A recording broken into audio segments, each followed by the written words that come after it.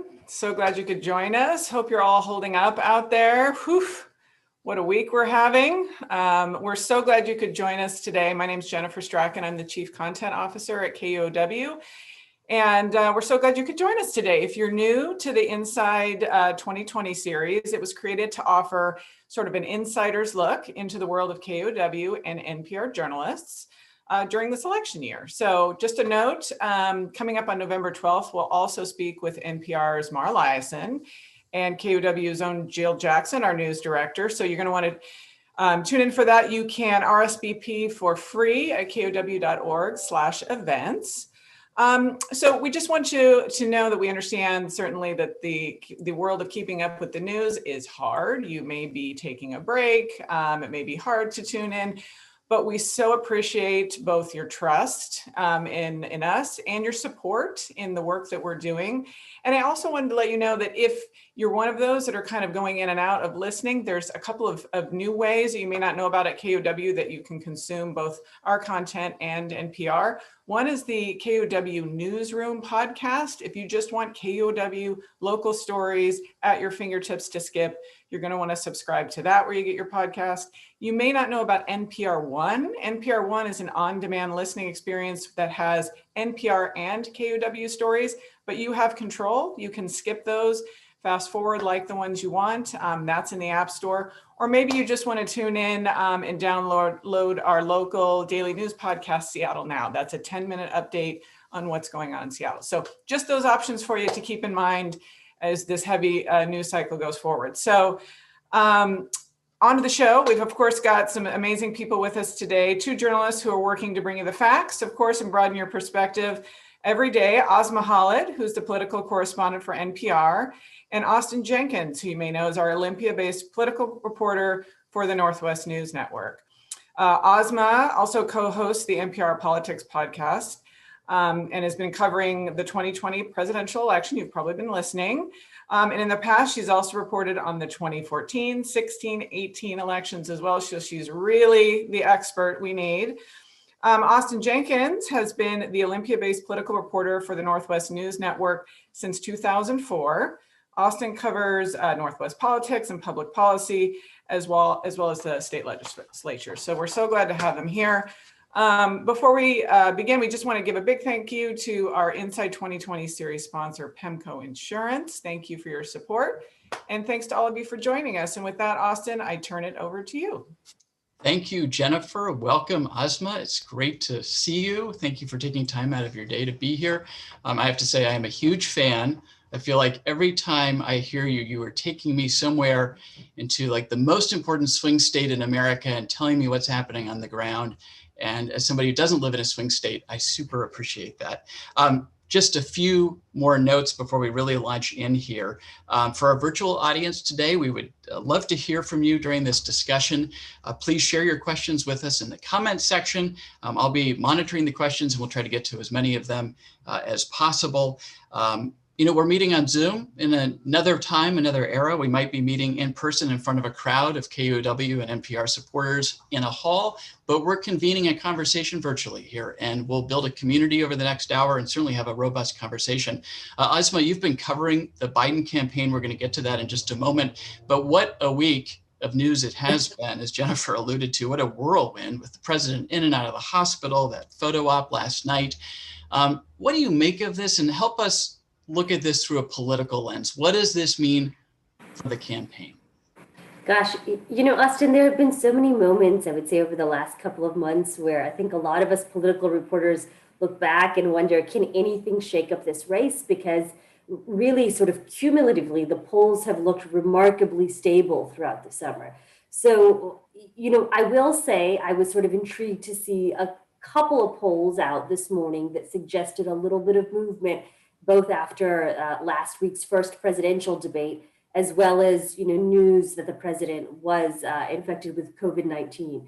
So the degree to which that is a bubble, I don't know. The degree to where that support is coming from, again, we sort of don't really know. I think that you could sort of hypothesize that perhaps there have been some soft Biden supporters, people who might have voted for President Obama, say in the past, but ultimately weren't sure which way to go, who might be coming home.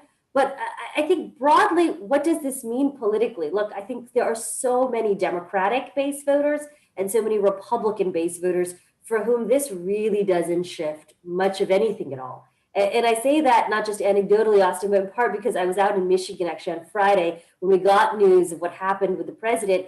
And I did speak with both Republican and Democratic voters. And really, I would say any assumption that this news might even change kind of culture issues around, say, wearing masks, all of that seemed moot based on my initial reporting. It's interesting because he's trying to project with these photo ops, obviously, strength, showing that he's back and that this is not slowing him down one bit. In fact, he said in a tweet yesterday, he hasn't felt better in 20 years. He also downplayed the seriousness of COVID. On the other hand, Joe Biden's been described as Sleepy Joe. Can you sort of paint the contrast here between these two candidates and the image they're trying to project? Yeah, I mean, the Republicans, I will say, have been using that nickname for Joe Biden for a while, Sleepy Joe Biden. Though I will say, there was a Republican analyst I spoke to who told me that he felt like maybe that wasn't really the right sort of moniker to use because he feels like the past couple of months or the past couple of years have felt so unpredictable and so unstable that Sleepy isn't necessarily, he felt, a totally sort of derogatory nickname.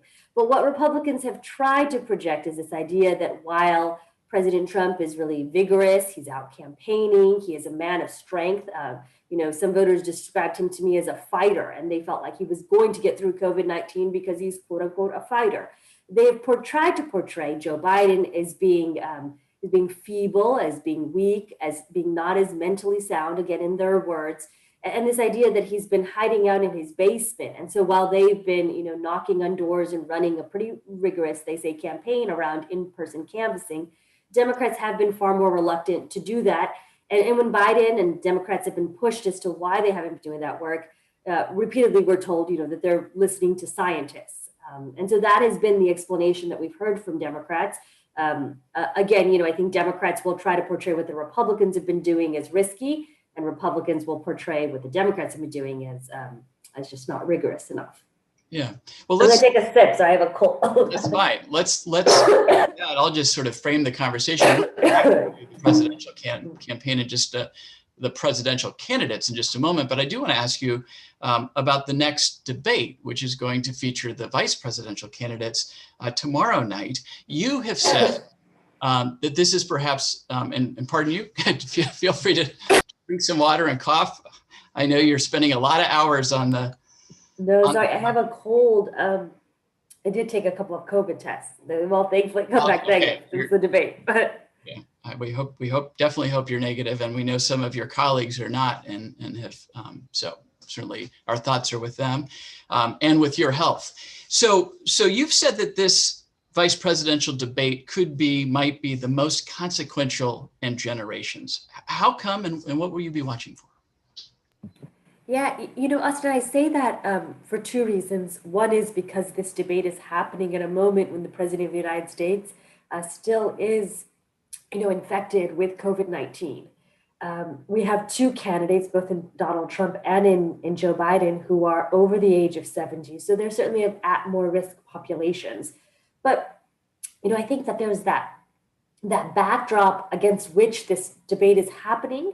But then there's also this sense that both Mike Pence and Kamala Harris could realistically, just given the health scenario, be seen potentially as people who might have to really take on the job of the presidency. So that, I think, is one reason. But beyond that, this is really the first debate we're going to have that allows both, I would say, the Trump administration and the Biden campaign to make their pitch around COVID-19. And so that's why we've been seeing even, back and forths about this idea of whether or not to have plexiglass barriers. And this is something that the Harris campaign told me that they requested.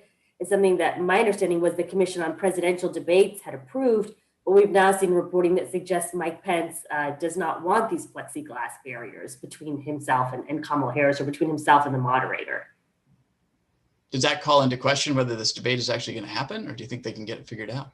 I mean, my assumption then is that this debate is moving forward as scheduled. We have not seen or heard any indication that it is not moving forward as planned. but we don't have a clear sense of just sort of logistically how everything will shape out. So the American public might be watching these candidates and thinking, can I picture them as president if some catastrophe were to befall their running mate? On the other, I'm interested to know what you are observing about Senator Harris's role in the Biden campaign, where she's been focusing her efforts and how she's being deployed, which is, frankly, kind of how these campaigns think about this. Where can we best use our vice presidential candidate? Which states? What's their focus? So what are you noticing about that?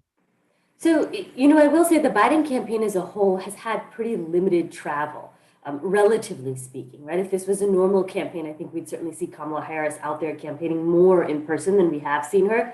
That being said, she's certainly gone to key swing states. But what I've been in, I think what I've noticed in particular is much was made when Harris was first appointed to this role, when she was named as the VP pick for Joe Biden, that she is the first woman of color to be nominated as vice president. And so it was notable to me that the first couple of interviews she did were with Black journalists. We saw her again give an interview to a Black journalist. She's featured on the cover of Elle magazine. So we certainly see her, I would say, whether this is a conscious choice by the Biden campaign or her own choices, to really tap into this issues both around, I think, gender identity as well as racial identity. In terms of where she's gone, we did see her out in Michigan. We saw her in Wisconsin. I believe she met with the family also of George Floyd. Not George Floyd. I think she met with, I forget which family, but she was definitely, I think, in both Wisconsin and in Michigan. And she has certainly tapped into both, issues that matter a lot to different racial diverse communities. When she was in Michigan, I believe she went to Flint, Michigan, which had this, horrific water crisis that disproportionately affected African Americans. So, we have seen her tap into to different diverse communities around communities that I think, whether it's African American or Latino communities, but has she actually been out there, to be honest, as much as I think we might normally see in a campaign? Not really. And that's, I think, just indicative of the fact that, the campaigns have struggled to be out there as much. And I will say that Joe Biden's campaign, by and large, has pretty limited public events. I mean, we can talk more about what that looks like in a second, but when he goes out there, these are not massive rallies. These are fairly small scale events with, a couple of journalists, maybe a dozen or so journalists sitting in these socially distant circles. So these are not large scale events by any means, nothing comparable to what we see on the Republican side. Well, yeah, the only thing that's normal about this year so far is how not normal it is. You have been covering the Biden campaign, and today he gave a speech at Gettysburg, a very symbolic location. He talked about the nation being a house divided. He said we are at a dangerous place. He seemed to be directly appealing to voters who might disagree with him. He said even on the majority of issues, but was trying to appeal to their concern about the fate of the union, bringing us together. What's your analysis of both the timing and the message in that speech today? I mean, it's the timing and the message to me is interesting in part because you could interpret it as being a message that is specifically a contrast to President Trump and some of the rhetoric we've seen from him as of late, specifically around the coronavirus. And we did hear some language from Joe Biden today suggesting that, wearing masks is not a political commentary. It's not a political weapon, that the virus itself does not explicitly go and attack folks in red states or blue states. But Austin, that also being said, I was struck in listening to Joe Biden about how similar this message felt to the message that he outlined at the beginning of the primaries. He has long spoken about the need for this to be a battle for the soul of the nation. And he has long spoken about the need to reinstill bipartisanship. And this is a message that I will say during the primary cycle, there were many Democratic voters who would kind of scoff at this idea of really is bipartisanship feasible? Is that what we really should be even, aspiring to? I'd hear that from, young progressive voters who felt like that era was just that Joe Biden was of this bygone era. So, there were elements of his speech that reminded me of like, this is the same candidate we have been hearing for months. It was a remarkably consistent message. I think to those of us listening, though, it also took on this sort of new urgency, perhaps just because of the contrast that we're seeing with President Trump, given how he's responded to his COVID-19 diagnosis. Sure. Just to reminder to our audience, if you have questions, please put them into the comment section and we'll try to get to as many of them as possible. There are voters, particularly voters on the left, who are feeling great unease right now and are not sure whether the pillars of democracy are that strong, are wondering about what will happen come election day, and perhaps even worried about the fate of the nation. Certainly some of the rhetoric we heard today from Biden was along those lines. From where you sit, what level of concern are you hearing and seeing versus to what extent is there a sense, again, from where you sit, that these are unusual and stressful times, but that this country is still pretty rock solid? I think that concern really depends on who you're talking to and where you're talking to them. There is, I believe, a sort of deep sense of distrust, for example, around voting that I did not hear as much of in 2016, quite candidly. And I say that in part because I spent some time in Michigan outside of a mail-in drop-off ballot box, right? This was in Detroit outside the Board of Elections.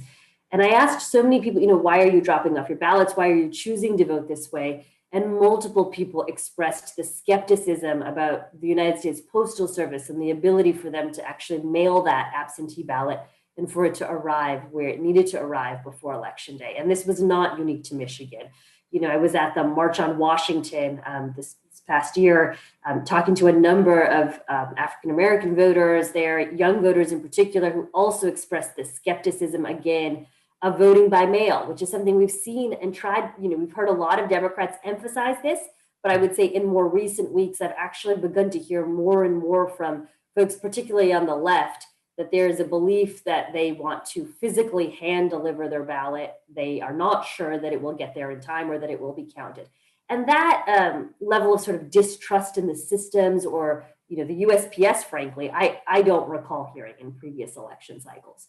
In terms of, the results and the election results, I think that there is generally a sense on both the right and the left that results will be accepted. One thing I hear from Democrats is this concern that they have that if the election is tight, things might go to the courts.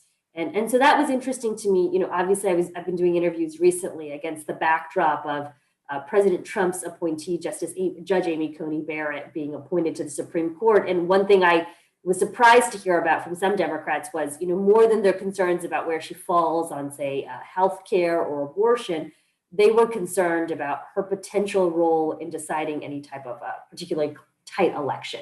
And so as a result, Democrats that I've been speaking to say that they just feel like they need to have really large margins of victory so that there is really no close contest in a state like Michigan, Wisconsin, and Pennsylvania, some of those really close states. So this, in their view, this is not ultimately decided by the courts. They feel if the margin is so large. So that's a really long-winded way of saying I think it totally depends on who you're speaking to. But, by and large, and Republicans as well, I know people will say, the president has said X, Y, or Z, but around, the idea of accepting election results and how this will be. But, the Republicans I speak to will often say that they feel like those statements are taken out of context and that, we as a country have always, accepted election results and that's going to move forward. What they do feel, though, is that there are, in their view, sort of an unfair assessment on how the media has been covering President Trump for the past couple of years. And so they feel like some of his more flamboyant rhetoric is kind of a pushback to the idea that the media has not treated him correctly or fairly, in their view, for a couple of years. Well, sticking with the election and ballots for a moment, Washington State has been doing vote by mail for since 2011, I think. So, going on a decade, we're quite familiar with how we do things here. But so many states will be doing this for the first time, at least in large volume for the first time. And because the president has been trying to sow doubt about about vote by mail, and perception matters here. What sort of as you're looking at these swing states and the effort to ramp up vote by mail while the president's trying to undermine it, I hear you saying you think in the end we're going to have a peaceful transition of power, and/or we're going to have a peaceful resumption of the current president. But nonetheless, what fault lines are appearing in these, especially swing states, around vote by mail? This was a particular issue I heard quite a bit about when I was in Florida this summer, in part because Florida also is a state that historically has had quite large participation of vote by mail. And so it was interesting because given the president's criticism of vote by mail and his assessment that this could lead to voter fraud, you actually had Republicans in that state trying to push back on this narrative because they've relied on absentee ballots quite a bit. And so, we saw the president's language shift a bit where he said that in Florida, it was okay, in other states, he tried to create this distinction. But really, Austin, I think what's notable to me is, yes, when you looked at polling, I would say at least earlier on this election cycle, it seemed to suggest that more Democrats were going to participate in vote by mail than Republicans, and more Republicans were planning to vote on election day. I am curious if those numbers continue to hold, because over the last few weeks, I've heard more and more from Democrats that they feel there is an urgency to either get out to the polls in person or to, hand deliver these ballots at, ballot drop boxes, et cetera. So, to me, what's notable is that you have begun to hear, as a result, you could argue perhaps, of the president's rhetoric, this greater desire from Democrats to ensure that their vote is going to be counted if they don't believe that, I don't know that it comes as maybe a direct contrast to what the president's saying, but it comes because they believe in the legitimacy, say, of the USPS. Okay. Bruce, who's watching, wants to know where you will be on election night, and I'm curious to know what sorts of plans NPR is putting together in the event that this does go off the rails. Yeah. So I unfortunately can't offer you great clarity on what all of NPR's plans are because we've been discussing it, but I don't know the full plans yet myself. In terms of where I will be, I will likely be wherever Joe Biden is that night. Preemptively, I am planning on being in Delaware because he has done a number of events and a number of big speeches in Wilmington, Delaware, which is his hometown. And, candidly, myself, as well as Scott Detrow, who's the other main Joe Biden reporter, we are planning to be in Wilmington for a number of days after the election, with the assumption that we may not have election results right away. And is there contingency planning for,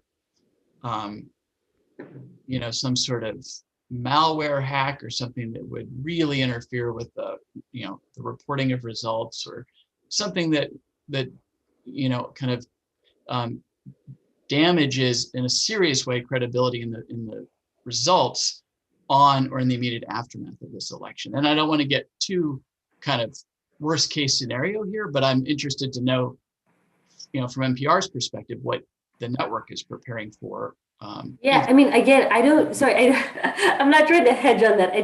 I think part of it is that I honestly don't know the answer to that question. But secondly, I will say, we as a network, quite frankly, if there were, God forbid, to be any sort of situation that you're describing, I would argue that that's a much bigger issue than just for journalism outlets. That's a bigger issue sort of for the health of democracy writ large, right, in the country.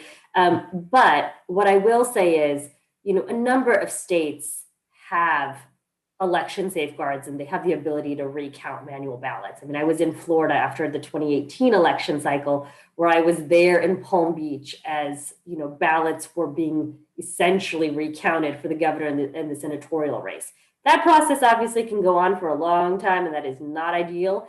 But a lot of municipalities have that system. The other thing I will say is, we rely on calling results when the Associated Press will call results, which is different than, say, if you're watching, CNN or MSNBC that might say CNN projects X.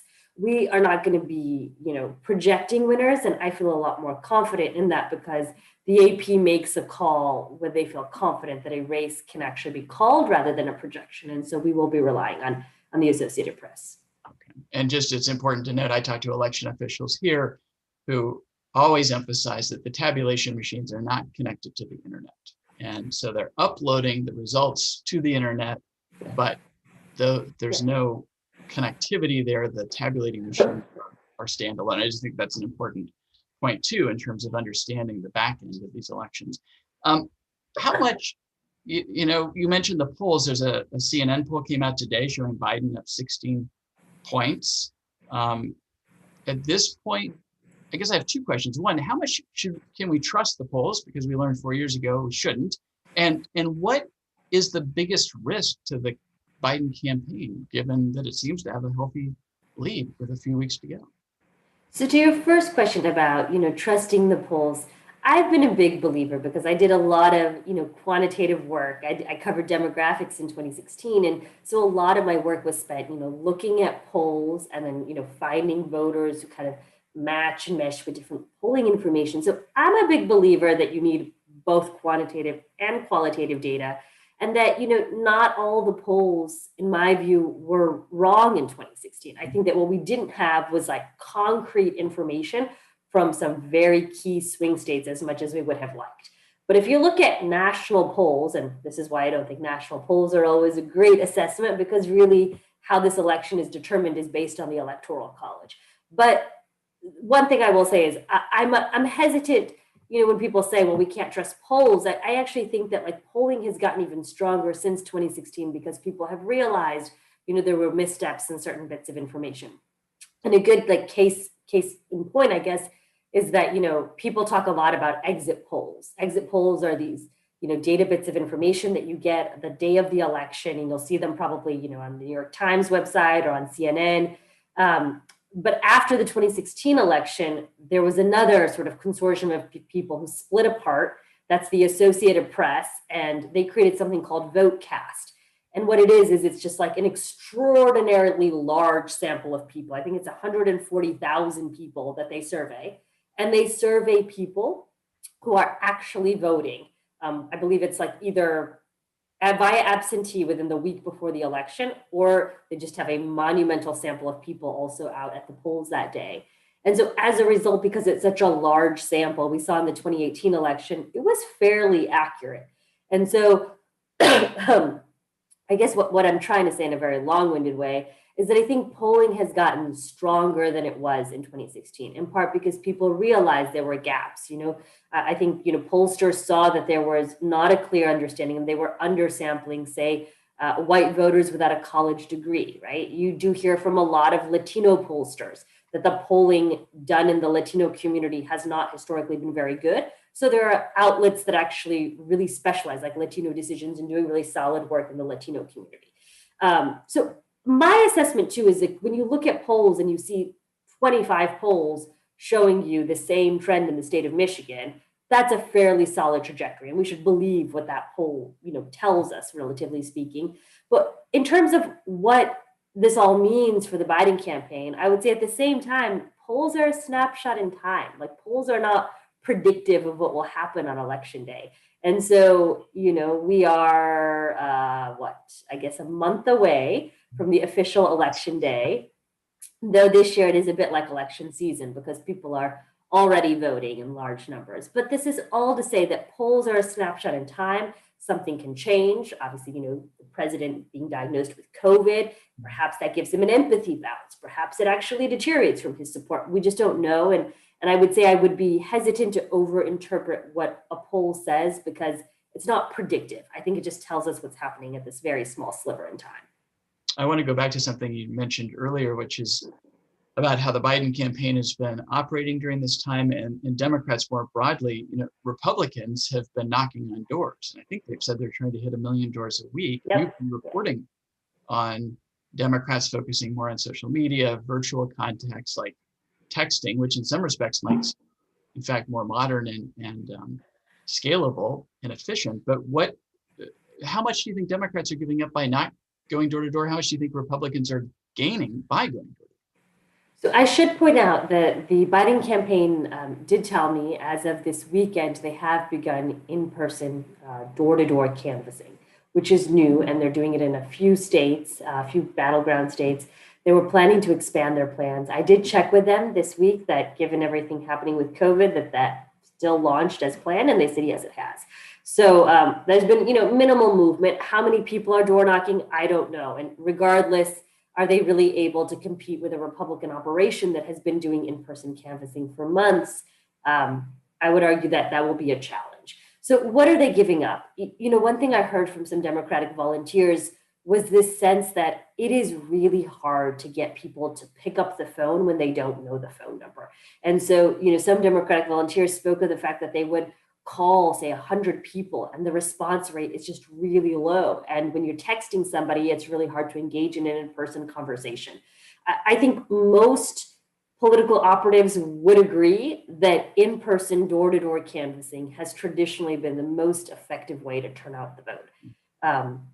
That being said, I will also say that this is a very highly unusual election cycle. And so, we haven't been in an operation before where so much of campaigning has been virtual, and that I don't really have a clear sense of what that will mean because we just don't have any historical data to suggest, maybe what's traditionally been the case of what worked, say in the 2008 Obama campaign was this really rigorous grassroots operation. Some people may not want folks coming out and knocking at their doors in person. But that being said, I will say traditionally the assumption is in-person door-to-door canvassing is like the gold standard, and it's really hard to compete with that, is what I hear from both Democrats and Republicans. Well, here there's been talk of turnout could be over 90%, which wow, also that, maybe the parties don't need to go to that much trouble because people are feeling on both sides very motivated. Yeah. Along these same lines, how much do you think Florida and Texas and Arizona, states like those three, maybe even Georgia, are in play for Democrats, have been solidly or reliably Republican of late? So Florida, I would put into a different category, in part because Barack Obama did win Florida both times. So Florida to me is a genuinely competitive state this election cycle. Arizona, I would also say I believe is quite firmly competitive. And I say that for a couple of reasons. One, there's a really competitive Senate race, which seems to be giving Joe Biden a bit of advantage there. And the polling has consistently shown Joe Biden with a lead there. Also, if we look at what happened in the 2018 midterms, Arizona seemed to be trending more towards the Democrats. I'd put Texas and Georgia, in my view, in a different column. And those are the very much I would call ambitious reach states for Democrats. They're still fairly Republican. There was a lot of talk in the 2018 midterms that Democrats might win the gubernatorial seat in Georgia. That ultimately didn't happen, right? There was a lot of talk in Texas that Beto O'Rourke might win a Senate seat. That didn't happen. This is not to say that I don't think Democratic trends are growing. They certainly are, right? The margins are shrinking, but I still think that those are reach states for Democrats. And states where Republicans have pretty solid both grassroots operations, but they have just like this institutional structure of the Republican Party in both of those states that really advantages them. Well, let's go back to Florida. If I'm not mistaken, the next debate's going to be a town hall style forum. In Miami, yeah. Yeah, with undecided voters. Are there really any left in South Florida? As you said, in Miami. So in light of what happened in the first debate, and this will be a different format just because it's a town hall. What dare I ask you what you're expecting? Do you think it'll be a repeat? Are both campaigns retrenching and retooling after that? What's your take? I think the best indication we have of how the next debates will go is based on how the previous debate went, but also how the VP debate this week goes. Again, there's been this back and forth about, putting a plexiglass barrier, for example, between Kamala Harris and Mike Pence. So the degree to which that is actually feasible and happens, to me, will be indicative of how we see things play out, next week in Miami. The other big wild card to me is that the president is still in this period of time where he is quarantining. And so whether or not he has the all clear to, both travel to Miami is going to be a big wild card, right? And Biden himself has said that he's, fine to debate if the scientists say it's okay. Donald Trump has put out a message already saying that he He intends to debate. He would like to debate. But we have heard some rumblings from the Commission on Presidential Debates that they feel after the kind of mayhem of that first presidential debate, the constant interruptions, that they feel like there needs to be changes. We just don't have a clear sense of what those changes yet will be. So just as a point of comparison, after the vice presidential debate, there will be a gubernatorial debate here in Washington state, and the candidates will actually be in separate rooms. That was one of the conditions of the Democratic incumbents. So they won't even cross paths, see each other. It wasn't going to work, I guess, to have space or separation, social distancing. They're actually. Yeah, I mean, I've heard some talk about why not just have a Zoom debate, and it could happen. It seems like eons ago, but I think it was only like a week ago, that the New York Times reported on President Trump's taxes. Of course, there was the Supreme Court nomination. How do those two things, do you think, affect the presidential race, if people even remember at this point? And in particular, I'm wondering if there's any downside risk for Republicans to rush this confirmation process, or is this maybe a reminder to voters who are drifting from Trump that the Supreme Court matters, and maybe it brings them back into his side? What's your take on that? So I was in the suburbs of Detroit, actually doing some reporting on this very issue. That was the story that I originally went out to report. And my takeaway really is that, by and large, the Supreme Court is kind of a wash of a factor, meaning that it may motivate Democrats, but equally so motivate Republicans. And so the net result is frankly no result. I got the sense from Democrats that they believe she will be nominated. They think Republicans have the votes, and Republicans do have the votes. Republicans feel like, this will motivate their base in much the same way that they felt like after the 2018 elections, they were motivated because of how they felt like Justice Kavanaugh was treated leading up to that race. This all being said, it's still somewhat of a numbers game though, right? And so we saw both sides were motivated in 2018, you could argue, because of the Kavanaugh hearings. But we all know that, Republicans actually lost. The Democrats took back the House because Democrats were more motivated, particularly in suburban communities where we saw large numbers of women come out. I'm really interested in this, particularly as to how it influences women. But I would say a lot of these women were already motivated before the nomination process began. It's just a matter of like one additional factor, but I don't think it particularly sways voters. I've got to believe that Senate Republicans are also thinking about whether they're still going to hold this election, and that's got to be a factor that they're considering. I'm sorry, say that one more time. I would imagine that the Senate Republicans are also thinking about whether they'll still hold the Senate after Election Day. Certainly that's a wild card, right? And there's sort of this, I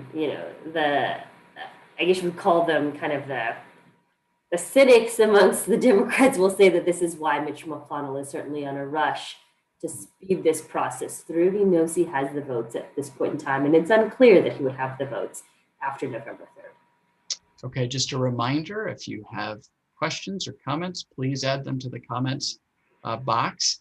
In that first debate, Vice President Biden would not say if he supports court packing, I think that's the kind of pejorative term, or ending the filibuster. Why not? Are Democrats leaving both of those options on the table? What do you read into that non-answer? What do I read into that non-answer is Joe Biden clearly trying to not alienate progressive left folks on the edge of the party. If we were to interpret the message that he has consistently run on during both the primaries as well as the message he delivered in Gettysburg today, it is one of bipartisanship. I would make the argument that he has been risk averse. He has been a man of the Senate to sort of dramatically changing political institutions and procedures.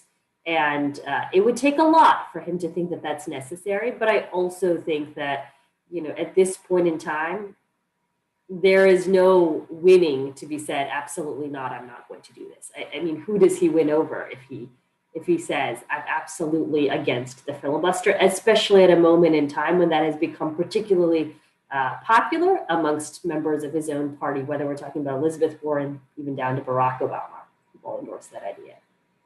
because you've raised this a couple of times, you can imagine a shift in the last month to trying to appeal across party lines into a plurality of voters. But how much do you think he does risk losing the progressive vote, not motivating progressives to get out and vote? Is that a real kind of yellow flag for this campaign, or an area of concern? You know, it's a question that I think is always there in presidential election cycles, right? It was a question that we heard in 2016, but shortly after Biden got the nomination, you know, both myself as well as Scott, we've done a lot of interviews with not only Bernie Sanders, supporters of Sanders, progressive organizations, and one common theme I heard from them was the significance they feel of this election cycle. They feel like it's dramatically different than 2016. And I'll ask, well, what's the difference? And they've said, now we've had a couple of years of President Trump, and to, you know, to them, that is the big difference. You have progressive organizations who did not endorse and spend money in 2016, who are pouring bucket loads of money into this election cycle. So my sense is the progressive organizations are on board, and you know, you talk to progressive voters, usually the consensus I hear is it's not a vote for Joe Biden, it's a vote against Donald Trump. And that is what I consistently hear is the big difference between 2016 and 2020. Seattle and Portland have both been epicenters of the protests against police violence and for racial justice over the summer. President Trump has seized upon the CHOP in Seattle, examples of violence and property destruction in Portland. He talks about the chaos in cities, and he has talked about winning over suburban voters because of that. At the same time today at Gettysburg, Biden said we don't have to choose between law and order and racial justice. What is your read on how this issue is affecting and or animating voters on both sides? I mean, it's certainly an issue, law and order, that President Trump relishes, and he would prefer to be talking about that than he would, you know, about COVID. Coronavirus has never been a particularly strong issue for this White House, and we've seen that. You know, I would say the president's handling of COVID is about, I believe it was below 40%, unless it's budged recently. Law and order is a topic he feels more comfortable in, and so he was preferring to make the conversation about that. In terms of did it dramatically shift the narrative of the race? Again, I say no. I mean, I can't emphasize this enough, but it's just nothing has shifted this race for months. I mean, if you look at polls from, I believe it was about like March up until, you could argue up until like a week ago, right before the debate, you really just saw this very, very steady race. And so the joke that we'd have in the newsroom is like, just like, you know, could anything budge this race? I have not seen a dramatic shift from rhetoric of that sort, you know, in part because, you know, Joe Biden is not a candidate who ever did endorse defunding the police. He has never once come out, you know, he's made it very clear, if anything, that he does not support defunding the police and has said that a number of times. And so I think the challenge for Donald Trump is that he is running against a candidate for whom it is harder for him to caricature in that way. So, yeah. I want to ask you about misinformation and disinformation, but maybe just a personal question here. After the 2016 election, you wrote in very personal terms about being a Muslim reporter, covering the presidential race, covering Trump and his supporters, and what that was like for you. And you grew up in the Midwest, and kind of use that as a reference point. I'm curious to know what it's been like over the last 4 years to be covering politics under President Trump. And if you were to write that essay again, can you give us a sense of what you might say? Gosh, I mean, you know, I was speaking with someone, and maybe it was an editor actually just the other day when I got back from a reporting trip. And I said, I feel like it has become substantially harder to talk to Republican Trump base voters out when you just find folks, you know, than it was both in 2016 and in 2018. People often don't want to talk to you. You'll do lots of pre-interviews with people, you know, call people. And, you know, sometimes they're busy, sometimes they just ignore your calls. sometimes it's just you don't talk to people and you meet them otherwise, but they'll just say, I don't want to talk to you. I don't talk to the press. What's the point of me talking to the media? So part of this is hard for me to exactly compute is the distance that people feel because of religion? Is it because of race? Or is it because there is a broad distrust amongst many voters around the media, specifically mainstream media news outlets such as NPR? And so all I can say is I am just struck by how much more challenging it is to find really sort of, I felt like in 2016 and in 2018, actually, I did a lot of interviews with Trump, supporters of President Trump. And part of it could be, there was a Trump voter I was talking to just the other day who said to me, part of it's that it's just not seen as being very politically correct anymore. And so in certain circles, people are not putting up lawn signs if they support Donald Trump, and they're not going to be having these public conversations with their neighbors because she said, we feel as a Trump supporter that our views are not really welcome in certain circles. And so they've just decided not to engage, they say, in certain places. So I think to me, that has been the biggest difference over the last 4 years, is just that it feels like people at times don't even want to have the conversation, even if you're, wanting to hear their viewpoint and wanting to hear their thoughts. That conversation seems to be shutting down. I heard about this after the 2016 campaign, but Owen, who's watching on YouTube, also observed this, that some of your tweets have talked about the fact that you've received negative comments. And so in the social media space and online, you have faced racism and personal attacks. Can you tell us about that? How Owen wants to know how that's affected you, and has that changed compared to now? Yeah, I mean, I guess the biggest way I think it's changed is, quite frankly, Twitter actually put some controls around what they do and don't allow, which I think were not as rigorous in 2016. Mm-hmm. And so they allow you to mute keywords. So I preemptively, I think it was after 2016, just went in and put a bunch of words down, like jihadi, raghead, and I just put those as words that I wanted to mute. Or block. I think I put mute. I usually don't block. It's a very high threshold for me to block you. I think you have to be physically, actually very threatening. But usually if you just annoy me with some derogatory words, I'll just mute you and then I don't have to deal with it.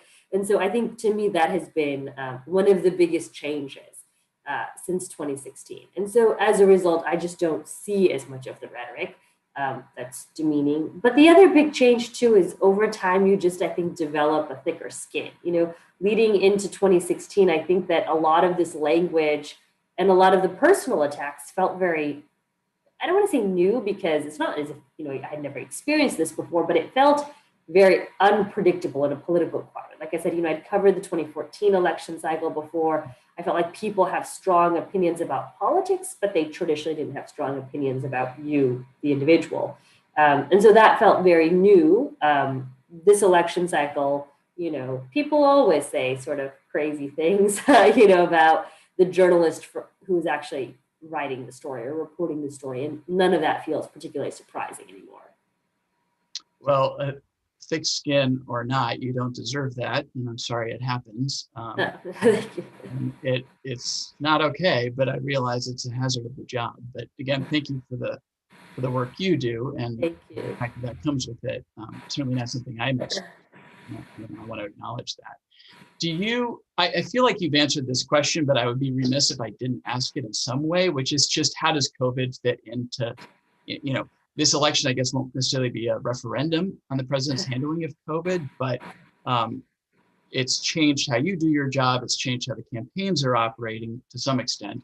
It's certainly devastated the economy and many people's livelihoods. But as you look at that nexus of the pandemic and the economics of it, how does that fit into this? I mean, I think it is the single most important issue of this election cycle, hands down. It's so hard for me to sort of hypothesize what this election would look like, what this campaign would look like, frankly, if there was no COVID-19. And I say that for multiple reasons. One is it is not just singularly the number of people who've been infected or the public health concerns, But to your point, it's the economic concerns, right? It's the fact that there are millions of children who are currently not in public school. They're doing like virtual school. It's that, there are many people who are unemployed. There are many women who are juggling the idea of having to take care of their children, who have left the workforce entirely. There's a president who has now been infected with the virus, right? I mean, it's to me the single most powerful, like all-encompassing issue. And I have never seen an election like this in that regard, because if you take COVID out of the equation, I feel like there's very little else that they're actually debating. I mean, everything, in my view, comes back to this. The economy comes back to this. Issues of racial justice, I would argue, are tied into the police force, but they're also tied into the fact that disproportionate numbers of people of color were dying from this pandemic, right? And you also had large-scale issues around racial protests at a time when many people had been at home for months quarantining. And would we have seen such large-scale racial protests, frankly, if this were a normal climate where people hadn't been cooped up in their homes for 3 or 4 months? I don't know the answer to that. So in my view, almost everything in this election cycle, really, you can kind of point it back to the pandemic. I said I wanted to ask you about misinformation, disinformation. This was something that we weren't fully aware of during the 2016 election and learned a lot afterwards. It seems in many ways turbocharged this year, comparatively. What, as you said, mistrust of mainstream media seems very high right now, even more so than 4 years ago.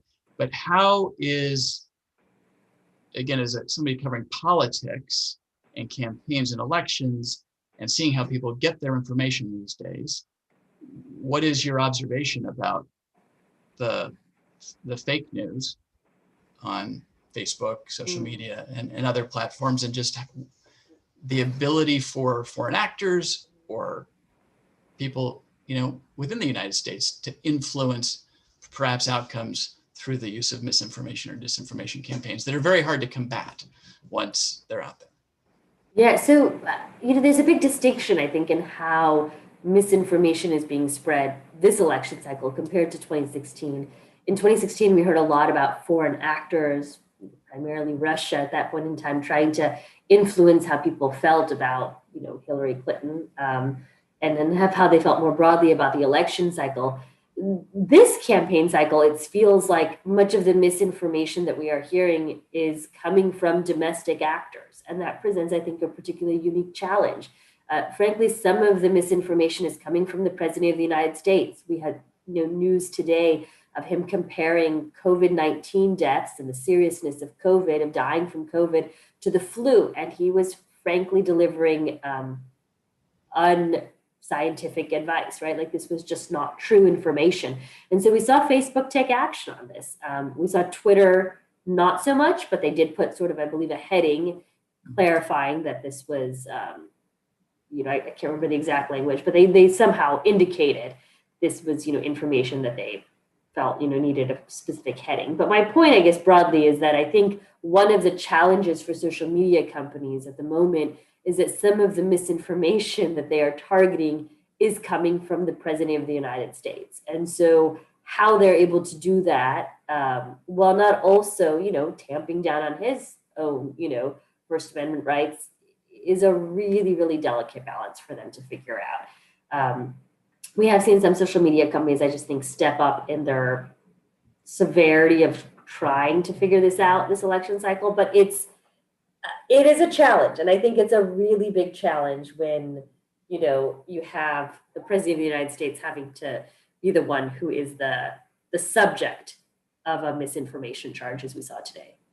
Yeah, just in the wake of his tweet yesterday talking about, don't let this interfere with your life and downplaying it. We saw a statement from our governor, who's a Democrat, but we also saw a statement from the Secretary of Health talking about the seriousness and saying that comments like that undermine the work of public health officers.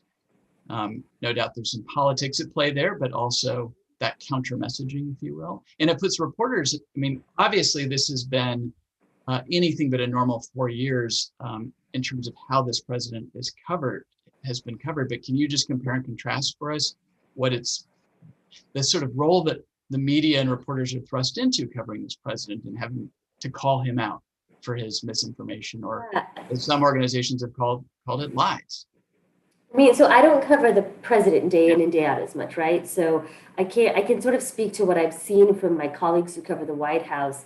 And one thing I've heard from both Aisha and Tamara Keith, who cover the White House, is this idea of a truth sandwich. So they'll say often that, the president might deliver a line that is patently just not true, but they feel like it is newsworthy, and we can't not, deliver that information. And so what we do is sandwich it with the truth. So, I'm totally making up this scenario, but say he were to say, the sky is red and the sky is actually blue. Well, then you'll say the sky is blue, the president said the sky is red, but in reality, the sky is blue. And you provide as much additional context to actually explain perhaps why this information is out there and why the sky is actually blue. But look, I'm a believer that ultimately information that is not maybe to your liking, if it is coming from the president of the United States, it is valuable and newsworthy for that information to be told to the American public. And I'm a firm believer that, wide varieties of opinions need to be heard. And whether or not it's even just from the president of the United States, I've spent so much time talking to both Republican voters, Democratic voters. I was telling my editor the other day how I remember talking with a supporter of QAnon back in 2018, when, folks weren't really talking as much about Q. And to me, that is important, because actually completely ignoring those perspectives does nobody any good. And I would argue in public radio in particular, our job is to make sure that, the public is well informed. And I think a well-informed public comes from knowing what is happening around your country and knowing perspectives that perhaps you don't entirely agree with, but you understand where folks are coming from, and you understand that those perspectives do exist within the United States. And I'm glad you mentioned Q, just because that is certainly, in many respects, a household term now. People have heard about it, know what it is. That was not true 2 to 4 years ago. Last question, just a minute here left, but a question from one of our viewers who was asking how you see the future of journalism and our country, when not only do we have different and divided viewpoints, but in many cases entirely different sets of facts we're operating on. I guess this is the question about whether you're optimistic or pessimistic. Yeah, I mean, look, I think it is a big challenge when people don't agree on basic sets of facts, and when they are not getting their information from the same reputable sources, or at times when they're getting patently false information from irreputable sources, right? Whether that's just completely made up news blogs, et cetera. So I think it is a big challenge.